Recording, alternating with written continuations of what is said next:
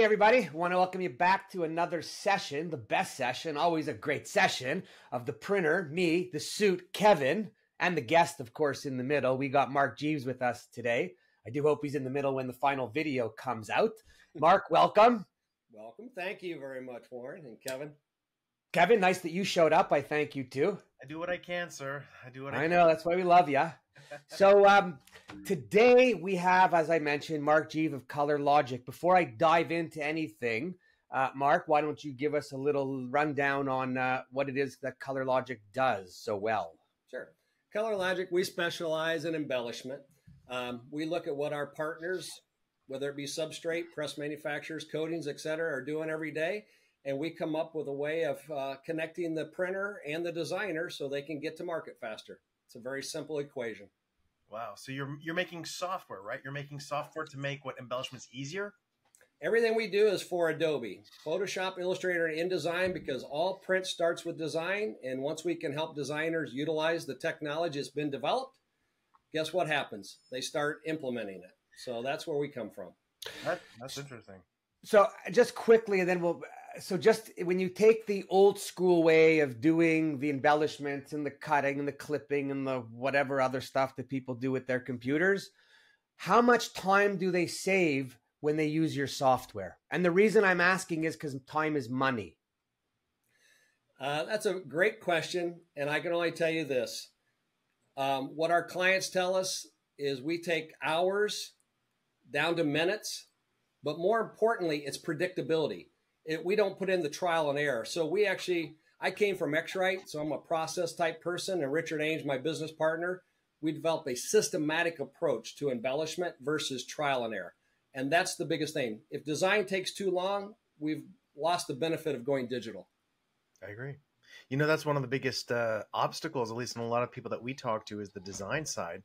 But you said something I thought was interesting, is that you said that you really work with designers to make embellishment easier. And I think, let me get your opinion. Do you believe that OEMs get that, demand generation really starts with the designer, and the more you could teach designers how to design for your machine? Oh, let me answer. No, I'm just kidding. I'm kidding. Mark, go ahead. Well, let's put it this way. I've been doing this for 40 years, okay, in this print industry. And I can just tell you, all print starts with design. But we need the engines too, okay? But that's the farthest, that's a big distance. Most of the manufacturers, they're thinking about their inks, they're thinking about their workflow, their automation, because they look at the printer as their final customer. And that is not the final customer. It is actually not even the designer. It is actually the brand, the chief marketing officer, the agency. Because if they know more about it, they'll implement it. But if you just sell to printers, and no offense to printers, we need you. We need you bad. But that's not where it ends. Oh, by the way, as a printer, lots of offense to printers, because a lot of printers aren't doing their share of the job in what they need to do, right? So I'm going to ask you a quick question just because. I had the iGen 5 and love the color that it put out. I wish I knew how to use it a little better at the time, but being the first, it's always a little more difficult. But if your system, and I've seen it was available, and the price, whatever, a few $1,000s, the license, this, that, the other thing, I would have bought it in a second. So why do you think more printers aren't investing in the license or the software? Because it'll save them two jobs, two-person salary, right? And get the work out quicker. So it's a no-brainer. But why not? Why are they not buying it? You know, there's no magical answer other than the fact that, when you're buying a press, and you've done it many times in your life, yeah, you would expect that if there was an accessory item that should be beneficial to you, you would just include it or at least discuss it. And what happens is people get away from software. When you buy a press and you're buying an extra unit or you're buying foiling or whatever, you get to touch it, you get to feel it. But when you're dealing with software, printers are like, do I really need that? And if that's not reinforced at the buying time, then that's what happens. And I will tell you this, our biggest customers, or most customers, come to us about 7 months after they bought the press, and they keep asking, what should I do? Well, so Warren, we just did a study, right? And our study found that 50% of the design for these kinds of specialty embellishments are done at the print shop and 50% are done at the designer level, at the brand shop. And what we read through and when we analyzed the data, what we found with Warren and the team of what they think was really most of the cases is the designer gives it a shot. And then the printer has to take that file and then redo it in the way that it thinks that the printer wanted. So it's kind of a 50-50 split. So the question really is, whose responsibility is it really to design the file correctly? Does it really rely on the printer, and should you be charging for that with your software?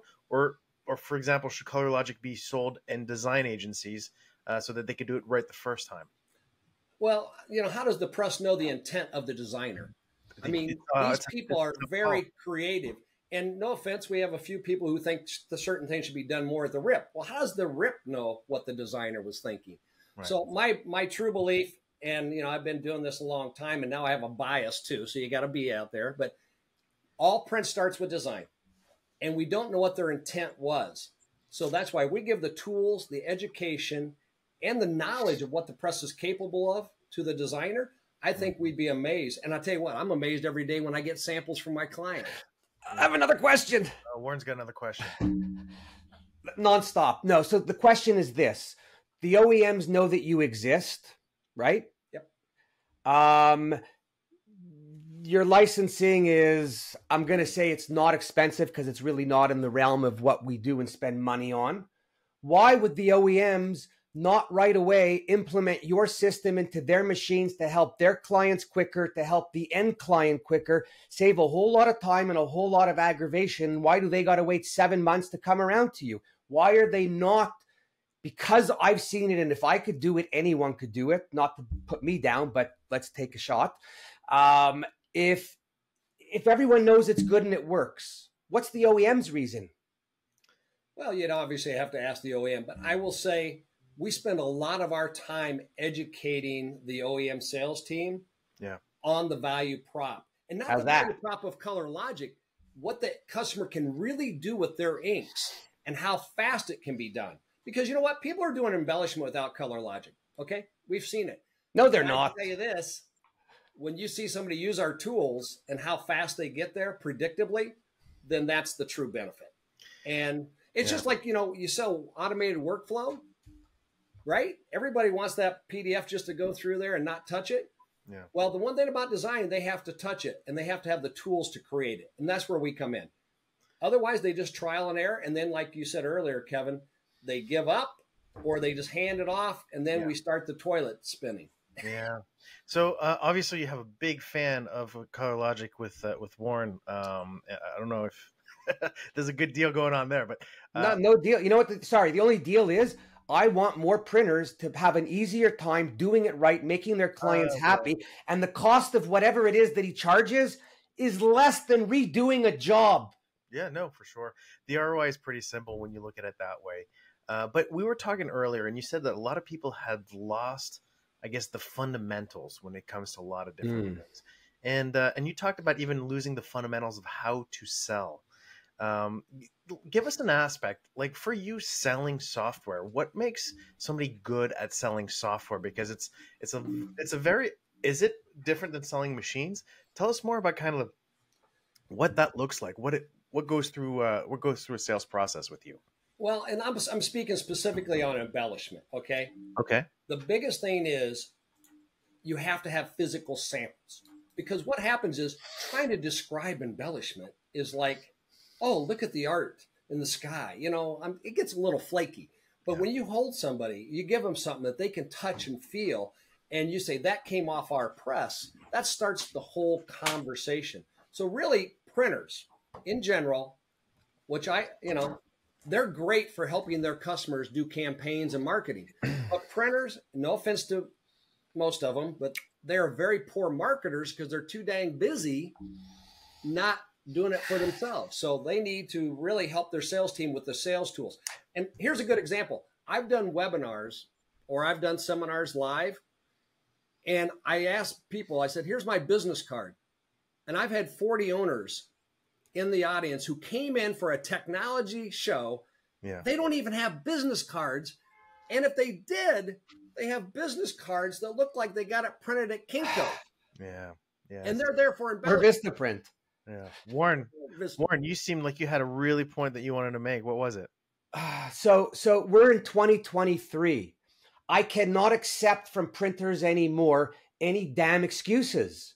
We all know what software does. People don't even talk anymore because they're using the software, right? So I say, why? First of all, let me just say this. The good printers out there, amen, brother, sister, you guys are good, and we don't talk about the good. We only talk about the trouble because the trouble makes up the biggest part of it.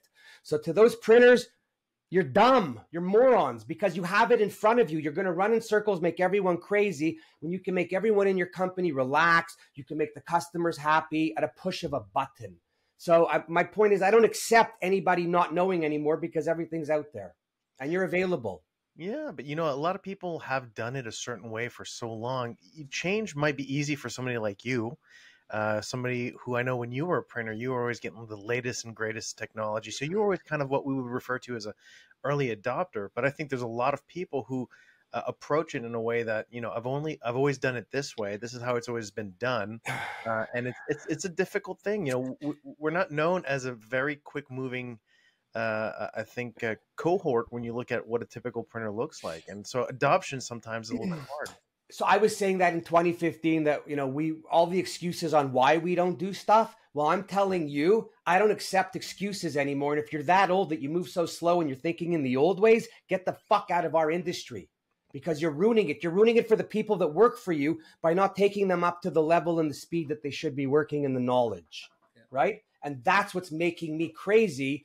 Because how many more years are we going to talk about the people that are stuck in their ways and not doing it? And then companies wonder why they can't find people because they're stuck in old antiquated ways instead of showing them the new and the easy and the exciting. But Warren, that's been the truth for as long as humans have been around. So I don't accept it. I don't care. Every industry, even you go back to Plato. Plato would talk smack. I love playing with Plato. Young people, how Plato would talk smack about how the young generation has no values, doesn't understand the future and so it's a very, very old argument that you're bringing to the surface. But I think it's a valuable. They didn't have Google then. We have Google. It's not doesn't work anymore. And the kids are everything with this, right? Right. So nobody does anything without this. You could find recipes. You could find how to paint something, put a car wrap on, how to get somewhere. You're going to tell me that you're not going to use the software on how to produce something so you get it in and out of your shop quicker and get paid quicker without having redos? Right. Sorry. Also, you're seeing a lot, too, is that when we got started in the industry, there was a lot more time. Everybody got digital, all this. But we do a very poor job in our industry in general of training. Okay. And it's not just about the samples, but it's also educating. We've invested in this press. We've invested in this foiling system. We've invested in whatever, the software. We also need to take that from just the production people and get that out into the salespeople and marketing and educate them. Why did we make this purchase? And that comes from the ownership of a company, and that's one thing I don't know if you found, but when we deal with companies, if we've got a champion, and that champion sits at a level that reports to management, our customers are doing great. If they buy our technology because it came with the press, I can tell you, I follow up personally with every customer who buys our system personally. Yeah. And we send them a handwritten thank you, by the way. Right. And so our customers have access to us. But that's one thing I found. You have to have a champion. So when you're buying this press, it's not just buying the press. It's about you got to go and bring it to the market. And we call it drive demand for your brand. Everybody thinks, why did we do this car image? I did it because it was $4. It was very cheap to do. We embellished it. And that's what we try to tell our customers. We try to help them drive demand for their brand, but help their customers drive demand for their brand. So we got to get past just ourselves. And we do too. I mean, I got to tell you, when we first started this company, I did an envelope. A label on the envelope. It was a beautiful label on a white envelope. I sent samples to this woman in Wisconsin. Yeah. And I sent samples. And if you look on the back there, it says the envelope company. When I did that, she came to the show and she said, Mark, I loved your samples. Your envelope stunk. It was terrible. So she helped me design. We designed that and we came up with that envelope. I love it. And so I learned a lot every day from our customers. That's what's nice. By the way, when I asked you to send me some samples and I got the FedEx thing, you know what the first thing I said to Kevin was? Oh my God, look at his label on the outside of the FedEx envelope. Like and then I open it up and I'm thinking like, first of all, anyone else who's watching this, if you don't do samples and send them out again, you're dumb. Because when people get this in their hand, you can't do anything else but get excited, Yeah. right? Right. I'm not going to go through all the samples because I'll do that for another show. But honestly, why everyone doesn't brand what they do all the time? So that's a good question. So, Mark, let me ask you a question. We talked about education to the brands, to the agencies, and to the designers. I want to know, and I know what Warren thinks, and I know he's going to want to jump on this question, but I want to know what you think. What do you think? Whose responsibility is it to create that demand for that particular press? Just kidding. So let's say you buy a brand new, whatever it is, 5th color, 6th color press. Is it the OEM's job to go out there and educate the agencies and the brands? Is it the printer's job? Is it both? Whose responsibility ultimately should it be on to create success and demand for that? Sure. Well, in the old days, if you ever remember companies called Match Print and Chromelin, Yeah. they made Oh my God. systems. Kevin, do you remember? Oh. Yeah. I was pretending. I was I had no idea. You know what? Chromelin was a $300 color proofread and half 11. So there was a lot of moolah in the day, right? So we Right. could have those people go into the agencies and drive the man that way. In fact, when I was at X-Rite, that's what we did. We call on the brands. Right. And we'd call on Time Magazine. People say, well, why are you calling on Time? They don't print. Oh, a lot of people print for them. That's So right.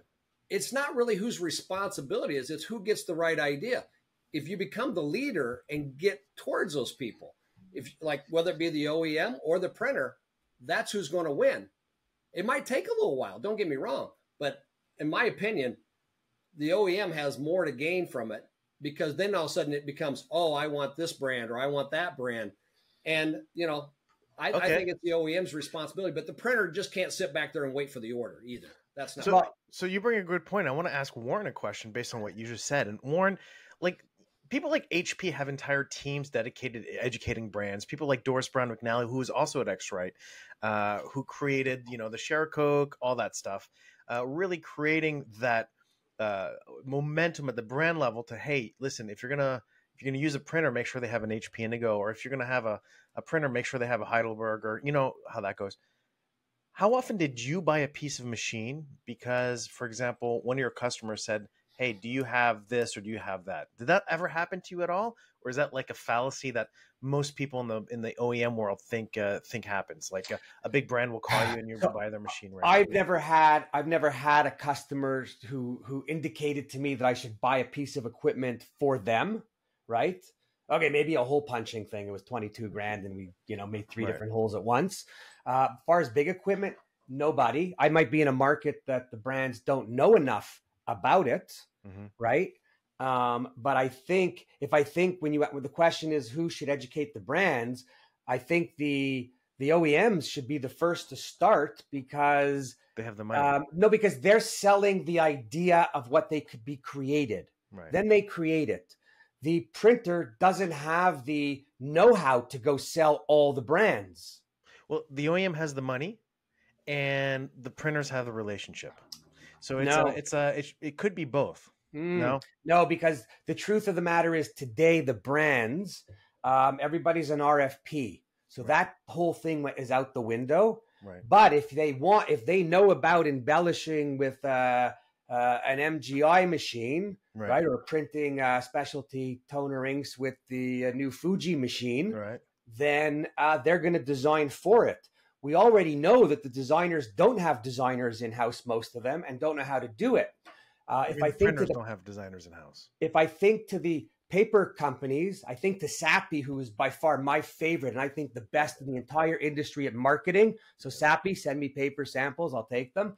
And what do? They have events, seminars. They bring the designers in because as a printer, I could offer the best Sappi #1 paper in the world to everyone, and they will shoot me down. When Sappi shows it to the brand and the designer, oh my God, what a great idea. Could we try Sappi Opus or whatever it is, right? we don't get credit or the ability to be able to do that. How many people do you know that when you're working with them, you have to make your idea, you have to almost make it like it was their idea, so that they come to you. So the printers, there's a high expectation of what people want from the printers, yet people aren't willing to give the printer all the runway that they need to get done what has to be done. So we need the others to assist us in pushing certain things. That's a great point. And so, Mark, I know you do a lot of work with designers and agencies. If you had to give printers out there 3 pieces of advice on how they can better educate their customers on what they can do with their really cool presses, or whether it be embellishment or the things that we can do with Color-Logic, what are the top 3 ways you can educate your client on the brand or design agency or the agency side? Sure. Well, you got to learn their pain points. I mean, that's the bottom line. You don't just walk in and say, hey, I bought this, whether it be Iridescent or Ricoh or Fujifilm or Swiss Q. You know, they don't care. They don't know what that is. Right. What you have to do is say, I'm here to help you do 3 things. I want to help you wow your customers, because so much of print is forgettable. Okay, when you go to these trade shows, you go to these print shops, I walk in and you know what? That's not going away. But so much of what we print is forgettable. Yeah. So what we have to do is educate them by showing samples and saying, look at the wow factor you could deliver for your client. And maybe it's not every job they're going to do that. Okay, let's not be stupid about this. But it's like, if you're only going to sell glazed donuts, they can buy glazed donuts anywhere. Right. I want to sell you glazed donuts, but look what I can do. I can make a specialty donut, and I can give you a higher return on response. It's not return on investment. Brands want a return on response, whether it's the automotive company, whether it's packaging companies, or food CPGs. They want returning clients, so that's what they're looking at. The ROR has to be at their sign. Yeah, so we call it ROR. Return on response. Okay, so that's number 1. I'm not invited back too, so maybe that'll happen. I don't know. So that's the one thing. You got to give them the wow factor, but then you got to explain to them that it's economical. Okay. Because it can be wow all you want, but then you understand it's predictable. It can be done in a timely fashion. Okay. And that leads to the third benefit is faster time to market. Everybody wants to get there faster. Right. And those are contradictory, right? You want the wow factor, then you got to look at the other 2. And those sometimes don't go together. So once it's a process, it happens. All right. So to recap, Mark, your top 3 keys to educating your customers, your brands, or agencies on your new capabilities, specifically in embellishment, is number 1, you show them how to wow their customers, so the wow effect. Number 2 is the predictability of consistency. Is that correct? Or predictability of embellishment, not it's consistency is a given. If you can't produce something twice, you should be out of the industry anyway. That's exactly. Right. And number 3 is speed. And number 3 is speed, where today the fast eat the big, and that's the way that that the world works today, huh? Yeah, and it's not just I call in some big brands myself. We spend about 20% of our resources on big brands, and I tell most of them they're not going to change their major brand. Okay, that's right. But they're also trying to get to a different market segment, and this is the other thing we have to look at. Brands today are doing some wacky things. I love it, and they're not doing it with their traditional brands. They got new products coming out, and they're trying to address the 25 to 42-year-olds, right? By the way, I look at everyone when I do a presentation. I'm the target market for retirement homes and maybe another kind of funeral home. Okay, I get it, and I got to tell you. Discounts at the movie theater too. And I was having so much fun with this. Guess what? 2 weeks ago, we sold a system to a retirement home. I'm like, oh shoot! Are you really checking out the? Are you kidding me? So maybe the next one will be the other one. But you got to have some fun in this industry. But that is the key. Is the world is opening up, and it's not about people in my generation. It's about these millennials and the Gen X's. My kids won't even buy a shirt if they think the other person owns the same shirt. They want differentiation, and we got to look at our target markets. That's the key. I love it. It's exciting. I tell you what, I'm so excited about what the new technologies are coming out, the new coatings, the new papers. I think what you brought up about Sappy, by the way, Warren, some of the best videos, some of the best education I've ever seen in my life. And they really helped me when I was at X-Rite and some of my youth and proofing, of how to go to market. So it's not a complicated formula, folks. It's a push pull. It's a push pull. We see, I'm going to, go back to printers now. We see what Sappi does. When I had my company, we were making different samples all the time of anything and everything so that the sales team could go out and knock on doors and drop them off and not even try to make a sales pitch. It's just, if you have salespeople out there and you're listening and they don't know how to talk, and there's many of them, just give them samples to drop off every week, every other week, and not ask for anything. Those samples will get callbacks, quotations, and then it'll turn into orders. Right. And if your person could talk, you're going to do more business. Warren, it's funny you said that. I had a printer, and I can't mention him. He would. Yes, you could.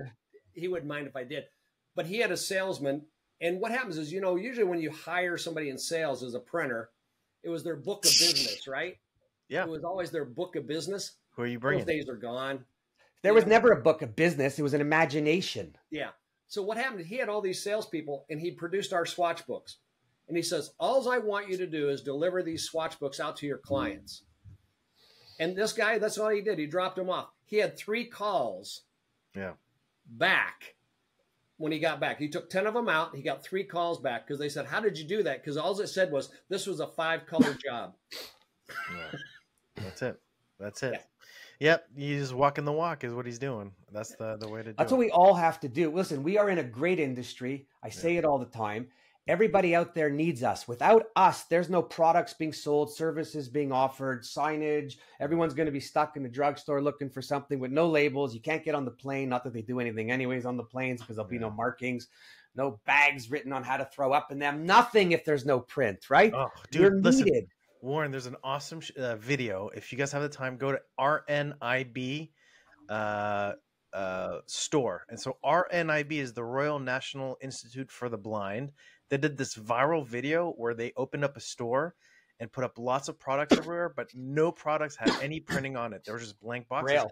And so it was to get people to understand what it's like to be blind and go into a store, not know what anything's like. And you just see people like basically lose their mind, not understanding what's going on. And so it was really powerful, I think, not just for the visually impaired community and the RNIB and what they're trying to push, but for the print community as well. Without what we're doing, there's not much. So guys, listen, we're coming up on the end of our time. We're going to give you, Mark, the last word. Any parting wisdom you'd like to share with our listeners out there on the beautiful world of embellishments and how they could be doing better with it? Yeah, I mean, it's not brain surgery, folks. Bottom line is, if you've made the investment, show people what you've made the investment in. Give it in the hands of your sales team and educate them. Spend some time training them on what to say and how to say it. You'll benefit because you know what? Just buying technology, I don't care. It's our software, the press, or even consulting service. If you're not going to listen, hey, be careful there. But you know what I mean? And that's the thing about it. And if you are going to get in this embellishment, my only thing is somebody at the management level should be the champion. You've made the investment in the press, so be the champion, or if it's your son or your daughter or your whatever you have, whoever's your best person, put them in charge of it and have some responsibility for it, and you'll see return.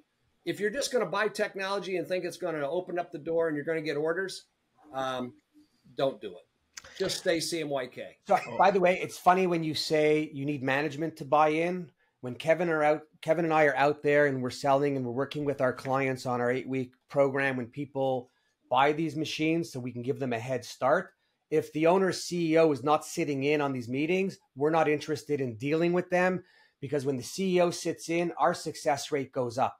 So true. Well, organizational alignment. Organizational alignment. Yep. Yeah. If it's aligned from the top down. Last thing, because you can't always get the last word in. I have to. I know. That was actually a test for Warren. In the description, we're going to have a code, because we want to track how many people are going to call Mark from watching this. And by the way, when you look at our video, we're going to know you looked at it. No, I wish we had that software, but we don't. But please call Mark. If you call Mark and it doesn't work for you, you call me, because I'll fix you so that it does work, because it's great. Thank you. All right, everybody. Well, thank you very much for listening in. This has been a fantastic episode of The Printer and the Suit. If you guys want any more information, reach out to us. We got Mark Geeves here with Color-Logic, revolutionizing and making embellishment easy for everybody. Thanks again, Mark, for joining us. It's been an absolute pleasure, my friend. Thank you. Thank you.